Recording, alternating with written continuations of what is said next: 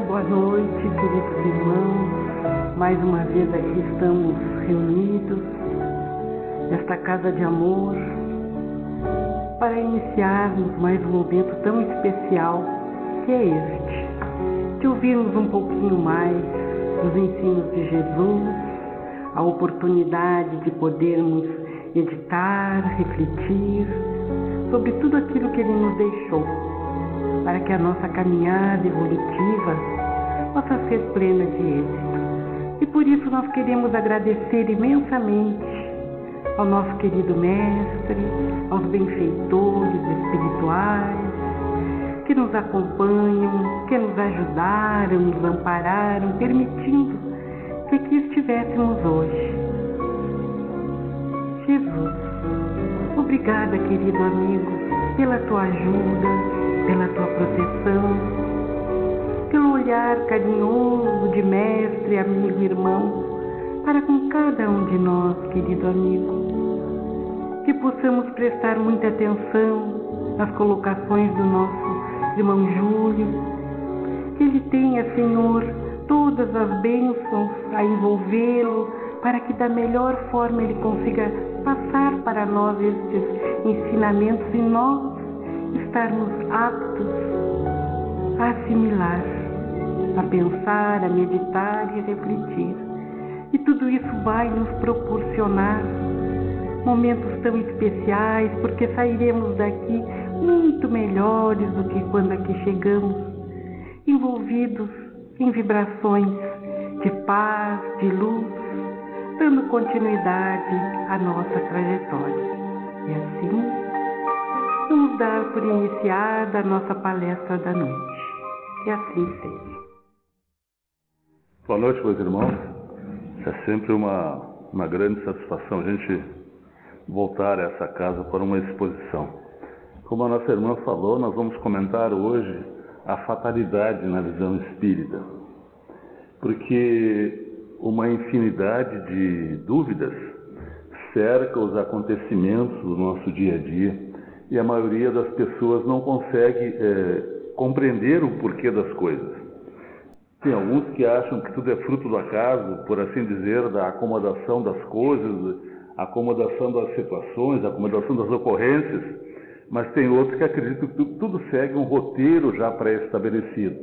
Há alguns espíritas que acreditam que tudo o que acontece já estava programado, porque se não estivesse tudo programado nos mínimos detalhes, a gente estaria sujeito a injustiças. Aliás, os hindus seguem essa mesma linha de raciocínio. Para eles, tudo o que acontece na nossa encarnação estava programado e nada do que a gente faça pode mudar essa programação. A doutrina espírita tem uma visão um pouco diferente desse assunto. Quando organizou o Livro dos Espíritos, o Kardec também se preocupou com isso. E aí ele fez algumas perguntas para os espíritos, lá no capítulo 4 da segunda parte do Livro dos Espíritos, que trata da vida espírita, e também no capítulo 10, lá das leis morais, que trata da lei de liberdade. Nesse capítulo 4 da segunda parte, na questão 259, ele perguntou se todas as tribulações que a gente experimenta já estavam programadas. E a resposta dos espíritos: todas não. Não previste tudo que te sucederia nos mínimos detalhes. Escolhesse apenas o gênero das provações. Os acontecimentos secundários se originam das circunstâncias e da força mesma das coisas. Ou seja, antes de encarnarmos, traçamos o roteiro em linhas gerais para a nossa vida. Por exemplo, alejamos a família onde iríamos encarnar, a pessoa com quem iríamos nos consorciar aqui, o tipo de profissão que iríamos desempenhar, talvez se iríamos ter dificuldades financeiras ou facilidades, mas isso em linhas gerais. Não seria programado, por exemplo, que empresa eu vou trabalhar, se eu vou quebrar uma perna numa certa fase, se eu vou ter uma dor de dente. Essas coisas menores não fazem parte da programação. E aí na questão 85, Kardec pergunta se a fatalidade em todos os acontecimentos, se todos estão predeterminados. Eles respondem: fatalidade só nos acontecimentos em que o espírito fez escolha desta ou daquela prova. Ou seja, a gente escolhe uma prova para enfrentar aqui, mas essas coisas são uma parte pequena das vicissitudes que a gente encontra na encarnação. A nossa vida de encarnados nos põe de frente a diversas situações, às vezes simples, às vezes complicadas, mas que fazem parte da condição de encarnados e não estavam obrigatoriamente planejados para acontecer. E eles disseram para ele isso em relação às provas físicas, porque em relação às questões morais, o espírito, disseram eles, é senhor de si para escolher fazer ou não fazer alguma coisa, para escolher agir certo ou errado, né? Então esse planejamento, ele é mais em relação às questões físicas. Mas tudo, exatamente tudo que a gente programou para a nossa encarnação, mesmo aquilo que foi planejado com antecedência em detalhes, tudo pode ser modificado pela nossa atuação. O espírito não é escravo das coisas, das programações. Ele é escravo das consequências das suas ações, isso sim. Então, se eu planejei uma vida de tranquilidade, uma vida fácil, em que eu teria boas condições financeiras, não iria me faltar nada em termos materiais, eu iria ser uma pessoa que ia ter muita saúde aqui. Mas eu sou preguiçoso, não trabalho, gosto de beber, eu estrago a minha saúde, eu posso ter uma vida de grandes dificuldades financeiras e de muitas dificuldades em termos físicos, de muitas doenças, porque eu não agi de forma a preservar o meu corpo e de forma a cumprir aquela programação que foi feita no mundo espiritual para que eu tivesse uma vida materialmente mais tranquila aqui no mundo material. Mas o contrário também pode fazer. Frequentemente o espírito programa algum tipo de dificuldade aqui, mas a sua atuação como encarnado, às vezes ela é tão correta que ela suprime aquela dificuldade que ele iria enfrentar. Então nós somos escravos das consequências dos nossos atos, daquilo que a gente está praticando hoje. Mas não somos escravos do destino. O nosso destino somos nós mesmos que criamos com as nossas ações do dia a dia. Na questão 852, o Kardec diz que tem pessoas que parecem perseguidas por fatalidades e pergunta se o infortúnio está no destino delas. É a resposta: talvez sejam provas que eles escolheram passar. Porém, considerar destinos o que na maioria das vezes é consequência das vossas próprias falhas. E aí, depois dessa resposta, o Kardec faz uma observação, dizendo assim: nós achamos menos humilhante para nós atribuir os nossos insucessos ao destino do que as nossas próprias faltas. Isso não significa que a pessoa que tem sucesso profissional, por exemplo, que ela tem porque ela é incompetente. Às vezes, o espírito encarnado ele pode ser muito competente no determinado ramo do conhecimento, mas nós não temos que aprender uma coisa só. Nós temos que aprender tudo o que existe para aprender. Então, às vezes, o espírito programa uma encarnação na qual aqueles conhecimentos que ele tem no determinado ramo ficam, digamos assim, adormecidos no seu interior, para que ele possa dar vazão a outro. Até já exemplifiquei aqui algumas vezes. Imagine-se um espírito que seja um excelente músico, mas ele precisa conhecer engenharia. Se não ficar adormecido no seu íntimo a questão da música, quando estiver encarnado, a tendência será ele se direcionar para a música. Então ele pode vir com bloqueios nesse sentido, o que não significa que ele perdeu os seus conhecimentos, e ele vai viver numa situação que vai direcioná-lo para a engenharia. Aliás, eu espero que isso aconteça comigo. Eu sou apaixonado por música, mas não tenho a mínima aptidão para música. Tentei aprender vários instrumentos, não tenho nem para compor, nem para tocar algum instrumento. Se eu pudesse, eu passaria 24 horas por dia ouvindo música, mas eu não teria um talento, né? Talvez até tenha alguma coisa do passado, mas nessa encarnação eu não nasci para ser músico. E até observando a minha personalidade, eu sempre tive uma tendência muito para vícios, para jogo, até já comentei algumas vezes, era a ovelha negra da família, né? Se eu tivesse me direcionado para o rumo das artes, provavelmente teria me desviado do que eu deveria realmente fazer aqui, que era procurar estudar as leis do Pai, aprender as leis do Pai, porque eu precisava desse conhecimento para refrear as minhas tendências negativas, que graças a Deus boa parte delas eu consegui segurar, né? Não vou sair santo da encarnação, mas eu tenho certeza que eu vou sair bem melhor do que eu entrei, justamente porque eu já tive conhecimento das besteiras do passado, né? Nunca soube de nada que fosse para eu me orgulhar, só coisas ruins. Mas isso é bom, nessa encarnação não sou o que eu era mais. E todos nós somos assim. Nós somos a melhor versão nossa. Nunca fomos melhor do que somos hoje. Porque o espírito não regride, jamais regride, nem moral, nem intelectualmente. Ele pode, como eu disse, ficar com alguma aptidão dele adormecida para desenvolver outra, mas ele não perde.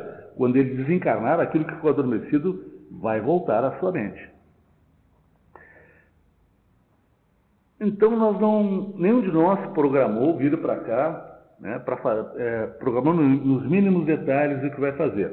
E mais do que isso, ninguém encarna com alguma programação de fazer alguma coisa de forma errada, à revelia da lei do Pai. Por exemplo, se algum encarnado tem o vício de fumar, de beber, de usar outro tipo de drogas, esse vício foi desenvolvido durante a encarnação ou já veio de uma encarnação passada, mas não foi programado que ele iria fazer isso. É uma decisão do espírito. Então, se eu desenvolvi algum vício ou eu agi errado, por exemplo, ninguém encarna para tratar mal o semelhante, para ser agressivo, grosseiro. Se eu sou agressivo, grosseiro, é porque a minha tendência, eu desenvolvi essa imperfeição ao longo dos meus milênios de encarnação, e eu estou encarnado justamente para tentar vencer essa imperfeição, não para dar vazão a ela. E aí, né, imaginemos que eu seja alguém grosseiro, agressivo, trate mal as pessoas, goste de beber, de fumar, tudo isso pode me levar a doenças físicas, além de muitas vezes me deixar isolado das demais pessoas, porque quando a gente não trata bem os nossos irmãos, a tendência é eles se afastarem de nós. Então, se eu sofrer o afastamento das pessoas com quem eu convivo, pelo meu comportamento, ou se eu tiver algum tipo de doença em decorrência deles, isso não estava programado. É uma consequência natural da forma errada como eu estou vivendo como encarnado. Eu não nasci para beber, nem para fumar, nem para agredir ninguém. Mas se eu sou assim, eu estou construindo nas minhas ações do dia a dia o meu céu ou o meu inferno. Conforme as minhas ações, eu tenho reações da vida. Eu costumo dizer que a vida sempre nos devolve aquilo que nós damos a ela. Então a gente não pode dizer, mas eu sou assim porque é meu destino, eu nasci para viver sozinho, as pessoas não gostarem de mim. Não é assim. Nós nascemos não para que gostem de nós, mas para aprendermos a gostar das pessoas. E como eu disse antes, como a vida nos devolve o que nós damos a ela, né? Quando nós gostamos das pessoas, quando nós as tratamos bem, a tendência é termos a reciprocidade disso. Eu não posso ser agressivo, grosseiro, mal educado e esperar que me devolvam com abraços, com beijos, com carinho. No mínimo, as pessoas vão ficar na defensiva comigo. É importante também termos essa consciência de que a nossa vida é uma eterna semeadura e colheita. O que eu tenho na vida hoje é consequência do que eu fiz até ontem. E esse ontem pode significar não ontem em termos do dia anterior, mas pode ser de algumas horas antes, ou de dias, ou de meses, ou até de encarnações anteriores. Tudo que a gente faz acaba voltando para nós. Então, se eu quero ter uma vida de paz, se eu quero ter uma vida com mais saúde física, mental, se eu quero ter um convívio agradável com os meus semelhantes, é necessário que eu haja assim, que eu valorize as pessoas, que eu as trate como eu quero ser tratado, para que isso acabe voltando para mim. Mas o que a gente vê boa parte das vezes é justamente o contrário, né? A maior parte das pessoas sendo exigentes, intolerantes, cobrando dos outros um comportamento que às vezes eles próprios não dão. E aí essa contabilidade não fecha, né? Se eu trato mal as pessoas, como é que eu vou esperar que me tratem bem? Com relação às facilidades, na questão 853, o Kardec diz assim, tem pessoas que às vezes escapam de um perigo mortal e caem em seguida em outro, mas será que isso é fatalidade? E a resposta deles, fatal é o instante da morte. Quando chegou esse momento, não tem como escapar. E aí o Kardec diz assim, então qualquer que seja, tinha uma cuidade que às vezes era surpreendente. Qualquer que seja o perigo que está me ameaçando, se não é a hora da morte, eu não vou morrer? Não. Mas quando chegar a hora da morte, não tem como escapar. E aí ele diz assim, mas então se é infalível a hora da morte, são inúteis os cuidados, as precauções para evitá-las? É a resposta. Não. A precaução é uma das formas de evitar a morte. Então, quando chegar o momento de voltarmos ao mundo espiritual, não haverão esforços capazes de evitar essa morte. É claro que há algumas exceções, mas não é simplesmente porque o espírito encarna, não quero morrer. O Divaldo é um exemplo disso. Ele já teve, acho que 2 ou 3, sei lá, 2 ou 3 adiamentos, né? Por quê? O espírito está aproveitando bem a encarnação, a sua encarnação é útil para ele e para outras pessoas, então pode, eventualmente, ser dado um prazo maior aqui. Mas eu considero que ficar mais ou menos tempo aqui na Terra não é nem bom, nem ruim. Bom ou ruim é o uso que a gente faz do nosso tempo aqui na Terra ou do lado de lá. Eu considero que estar encarnado ou estar desencarnado são condições naturais da vida do espírito enquanto ele está em evolução. Então, se eu tiver que desencarnar, só pode ser considerado uma coisa ruim para mim se eu encaro a vida de uma forma errada. A morte é uma coisa natural. Até porque nós espíritos precisamos nos conscientizar de que a morte só existe para o corpo físico. Nós somos espíritos imortais. Quando o corpo morre, a gente se desprende desse corpo, que na verdade, se a gente pensar bem, é uma prisão para o espírito. A gente perde uma série de capacidades quando encarna. Primeiramente, já perde a memória, esquece tudo que já vivenciou. A gente até pode ficar com ideias inatas, mas tudo que a gente viveu antes da encarnação, a gente perde quando encarna. A gente tem uma capacidade de se locomover diminuída, a capacidade de raciocínio diminuída, a capacidade de comunicação diminuída, uma série de aptidões do espírito são restringidos quando ele vem para o corpo físico. E até da gente se perguntar, o que é a morte mesmo? Estar aqui ou estar do lado de lá? É ter ou não ter o corpo físico? O que morre, na verdade, é o corpo. E o corpo, se a gente observar, ele é uma bênção para o espírito, porque ele permite que ele interaja nesse mundo material e evolua com ele, mas ele é uma prisão para o espírito. Ele restringe muito a liberdade do espírito. A morte do corpo é a libertação do espírito. Então, nós espíritos precisamos nos conscientizar disso para perder essa conotação absolutamente negativa que todos os espíritos que eu conheço têm da morte. Eu não conheço um espírita que encare a morte de uma forma tranquila. Todos têm um pavor como se a morte fosse a destruição do ser. E não é. É simplesmente a volta do espírito à sua condição natural, que é de desencarnado. A gente não perde um único afeto real pela desencarnação. Aquele que desencarnou, se tinha alguém que ele amava, aquele vai continuar amando do mesmo jeito. E esses laços de afeto, eles não só não se rompem, a gente acaba se encontrando frequentemente com aqueles desencarnados que a gente ama e que estão do lado de lá. Eles também têm saudade de nós e frequentemente vêm nos ver durante o sono físico. A gente se encontra, mata a saudade. Boa parte das vezes nós nem lembramos depois que a gente acorda, mas esses reencontros acontecem com muita frequência.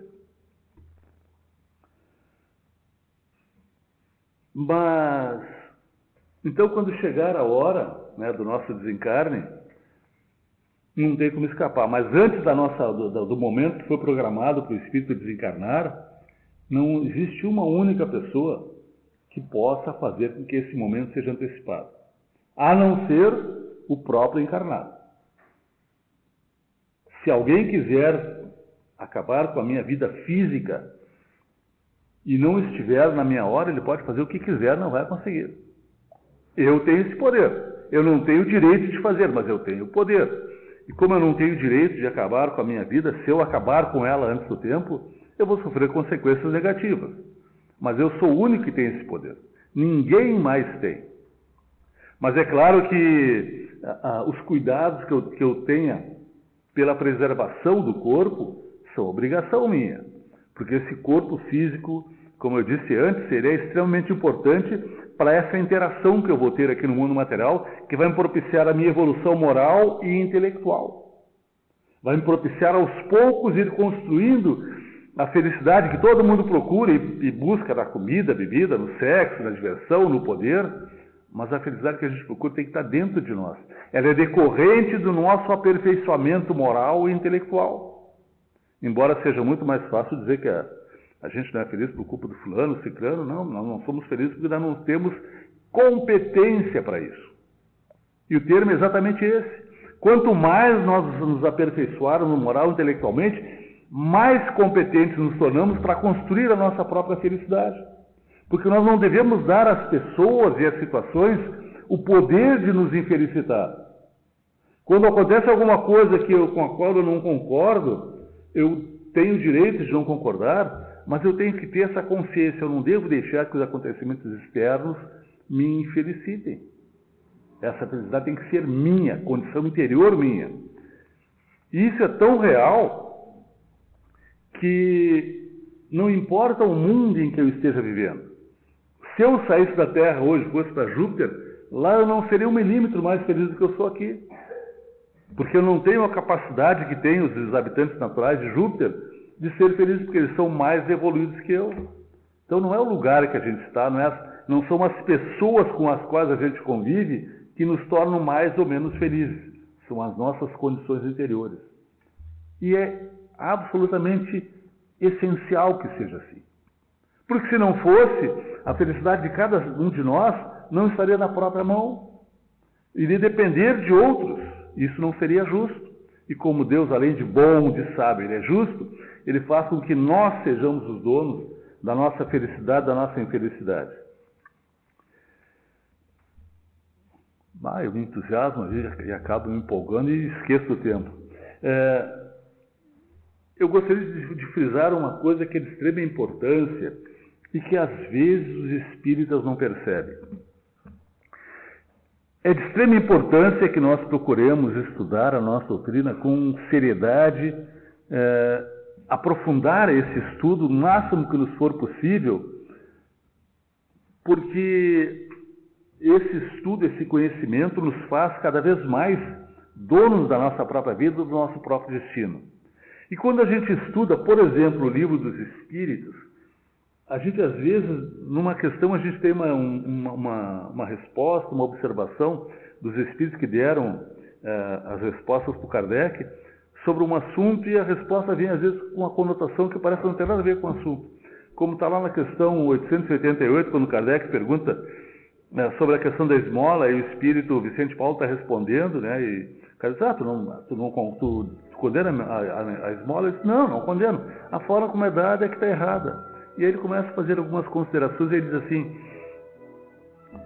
todo espírito, encarnado ou desencarnado, tem acima dele alguém que o orienta, que o instrui, que o protege, e abaixo dele alguém para o qual ele tem as mesmas obrigações. Ou seja, eu sou, por uma questão de justiça, eu tenho que ser tolerante, paciente com quem, pelo menos aparentemente está abaixo de mim em termos morais ou intelectuais, porque tem outro acima de mim que tem essa paciência, essa tolerância. E aí ele diz assim, em vez de condenar o vício e condenar a ignorância, instruir os ignorantes e moralizar os viciosos. E é o que boa parte das vezes a gente não faz. A gente critica o vício, né? Debocha do ignorante, não deveria ser assim. Nós deveríamos auxiliar essas pessoas. Imagine que se os espíritos que estão acima de nós tivessem esse comportamento em relação a nós. Porque nós estamos muito longe de sermos espíritos superiores em termos de conhecimento e em termos de moral. Mas com relação a isso que eu estou falando, isso se aplica muito bem à questão 860, quando Kardec diz assim, O homem, pela sua vontade, ele pode fazer com que coisas que estavam programadas não aconteçam e que aconteçam outras que não estavam programadas. E aí os Espíritos dão resposta em dois momentos. Primeiro dizem assim: pode, se essa aparente mudança de ordem dos fatos tiver cabimento na sequência da vida que ele escolheu. Ou seja, é feito um planejamento antes da encarnação, né? Mas dependendo da forma como a gente age, as coisas podem mudar aqui para melhor ou para pior. Por exemplo, imaginemos que eu seja um espírito há muitas encarnações já viciado no álcool. Eu não consigo resistir. Eu posso programar uma encarnação na qual eu tenho uma úlcera que me impede, eu tomo uma colher de chá de uma bebida alcoólica, me estoura o estômago. Não é castigo, é aquela bengala que eu precisava, né, para conseguir vencer. Mas imaginemos que antes de encarnar já estou com essa ideia de me libertar do vício. E aliás, em relação aos vícios, é importante termos essa visão correta. Não, eu preciso me abster do vício, eu preciso me libertar do vício. Enquanto eu dou vazão a um vício, eu estou sendo escravo dele. Então eu preciso, na verdade, não me abster. Não tem que ter a ideia da perda de não praticar o vício. Tem que ter a ideia de liberdade. Eu preciso me libertar do vício. Mas isso ficou bem gravado no meu inconsciente. E aí, durante a encarnação, eu não bebo. Eu faço o esforço que for possível para não beber. A tendência seria essa úlcera ser menos agressiva. Mas ela fica lá. Se de repente eu resolvo dar uma escorregada, né, ela vai voltar a ser mais agressiva. Mas eu estou dizendo que pode ou não. Não estou dizendo que vai acontecer uma coisa ou outra. Por quê? Porque as leis de Deus são mais sábias do que eu. Pela vida pregressa do Espírito, o Criador pode saber se ele precisa de uma prova mais difícil ou uma prova mais fácil. Se alguma coisa que pode parecer ruim, que ele coloca no caminho, ele pode estar colocando porque nós estamos precisando daquilo como uma muleta para a gente vencer a dificuldade. Mas observem o quanto é importante nós estudarmos com seriedade a doutrina espírita. Nessa resposta que eles deram da possibilidade de modificarmos os acontecimentos pela nossa atuação, eles colocaram ainda assim: acresce que para fazer o bem, porque isso constitui o objetivo único da vida, lhe é facultado impedir o mal, principalmente aquele que concorra para o mal maior. Ouvindo isso, dá para entender por que até o mundo de tanta dor, de tanto sofrimento. Se fazer o bem é a única, não a mais importante, mas a única coisa importante, e nós todos, sem exceção nenhuma, somos espíritos grandemente comprometidos com as leis do Pai, e nós não fazemos a única coisa importante, ou seja, não estamos seguindo aquele conselho do Pedro, né, de cobrir com amor a multidão dos pecados. O que resta à lei de causa e efeito para nos equilibrar diante da contabilidade divina? Nos trazer sofrimento, nos trazer as consequências daqueles males que a gente praticou. E nós não deveríamos sofrer pelos erros que a gente praticou. Nós deveríamos estar aqui fazendo o bem para compensar aqueles males que praticamos e não para sofrer. Eu sempre costumo lembrar que se eu sofro pelos males que eu pratiquei, é bom para mim, porque eu estou me quitando diante da lei de Deus. Mas se eu faço o bem, é melhor ainda, porque eu não sofro e eu estou beneficiando alguém. Então nós deveríamos ter a prática do bem como prioridade na nossa vida. Mas não a prática do bem próprio, como nós todos temos, né? A prática do bem é o nosso semelhante. Porque a nossa felicidade está diretamente ligada à felicidade que a gente proporcionar ao nosso irmão. Não há outro caminho para eu ser um espírito feliz que não seja vivendo em função de fazer o bem do meu semelhante. É claro que nós vamos custar um pouco para nos concentrar. Aliás, a maioria vai custar para aceitar isso, né? Mas, além de aceitar, nós precisamos tirar isso só da questão de ciência, de ter conhecimento, e nos conscientizarmos disso. Percebermos que isso é uma coisa que deve fazer parte integrante do nosso dia a dia. Quando nós tivermos o bem do nosso semelhante, a felicidade do nosso irmão, como o único objetivo da nossa vida, a nossa dor, o nosso sofrimento, perde a razão de ser. Porque nós passamos a ficar cada vez mais em harmonia com a lei de Deus. E quando o espírito encarnado ou desencarnado está harmonizado com a lei de Deus, a dor perde sim a razão de ser nessa vida. E a gente busca ser feliz através de tanta bobagem, tantas coisas que não são importantes, e muitas vezes até mesmo percebendo que nessa busca nós vamos causar algum transtorno, até sofrimento para os nossos irmãos. Eu já ouvi muitas vezes pessoas dizerem assim, se todo o tempo depois do Cristo as pessoas tivessem essa consciência de que o Espírito é imortal, que podemos nos comunicar, nós teríamos dado um grande salto em termos de evolução. Será que teríamos mesmo? Não tem milhares e milhares de pessoas que sabem dessas coisas, sabem que o Espírito é imortal, que há comunicação, e não usam esse conhecimento para fazer o mal? Eu acho, até porque eu confio muito na sabedoria do Criador, que se foi proibido durante um bom tempo essa comunicação, é porque ela seria negativa para nós. Seria usada mais para fazer o mal do que para fazer o bem. Nós precisamos ter essa confiança, como aliás eu falei na última vez que eu estive aqui, essa confiança no Criador. A gente não pode viver com medo. Nós temos que ter confiança em saber que mesmo que Ele nos contrarie, Ele está sempre agindo em nosso favor. Só que Ele não pode fazer com que a gente seja feliz. Nós temos que fazer a nossa parte. Por mais poder, por mais sabedoria que Ele tenha, Ele não vai nos tornar espíritos felizes. Somos nós que vamos fazer isso. E enquanto a gente ficar esperando que a vida nos dê diferentes daquilo que a gente faz, nós não vamos ser mais felizes do que somos, não. O que eu quero que a vida me dê é aquilo que eu tenho que antes dar para ela. Eu tenho que ser mais paciente, mais tolerante, mais fraterno com os meus irmãos. Pensar no que eu posso fazer para auxiliar aqueles com quem eu convivo mais proximamente. Pensar em quanto as pessoas frequentemente têm que ser pacientes e tolerantes com as minhas imperfeições. E é bom a gente perceber isso, né? Não somos só nós que temos que ser pacientes com os nossos irmãos. Frequentemente aqueles que convivem conosco têm que ter uma paciência enorme para suportar as nossas imperfeições, as nossas impertinências, as nossas exigências, as nossas intolerâncias. Mas boa parte das vezes nós nos consideramos muito melhores, muito mais equilibrados, muito mais tranquilos do que realmente somos. Então é preciso que tenhamos essa consciência. Estamos aqui encarnados para nos tornarmos mais sábios e melhores moralmente. E devemos buscar esse aperfeiçoamento moral, esse aperfeiçoamento intelectual. E fazer isso confiando na sabedoria, na bondade, no amor do nosso Pai. Quando a gente vive com essa confiança, a gente tem, como eu costumo dizer, até mesmo mais saúde física, mais saúde mental. Porque as coisas que acontecem no dia a dia e que contrariam o que a gente quer, frequentemente nos abalam, e abalam às vezes de uma forma muito grave.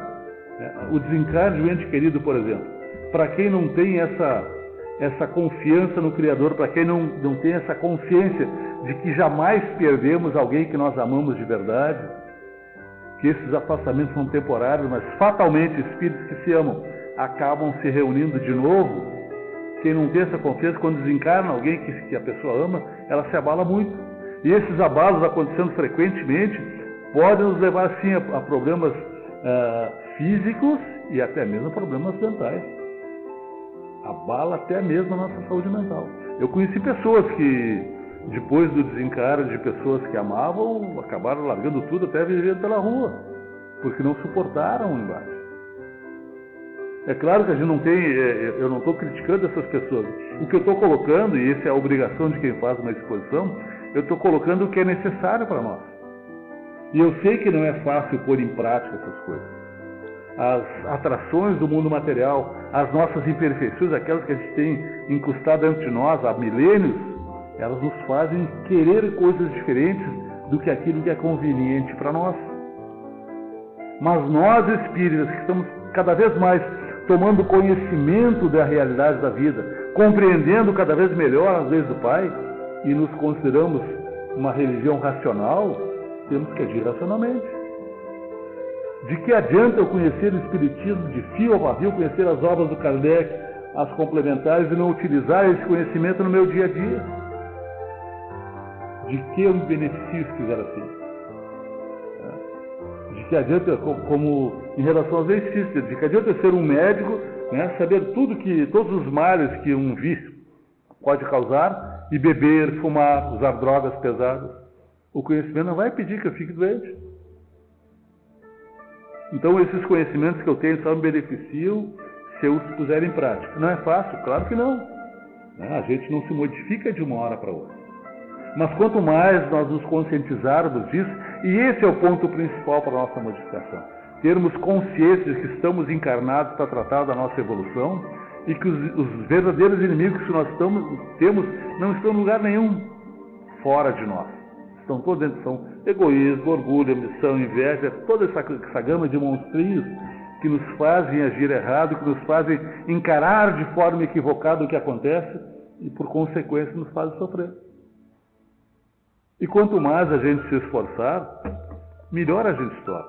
Melhor a gente torna a nossa própria vida, porque nós não precisamos nos modificar em termos de sentimento para vivermos melhor.